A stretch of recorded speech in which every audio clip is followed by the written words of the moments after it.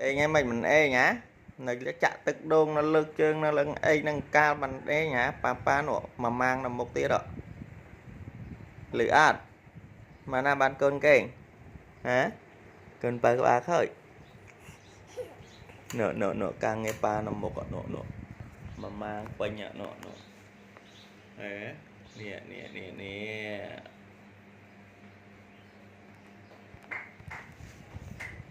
nhẹ này cha mà kha khơi như vậy đây xanh nè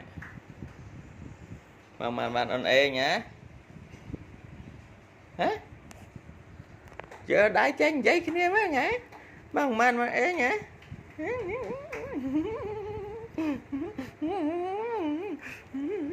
các bác ơi chờ đi đó rộng một phí bay mà mới phí 7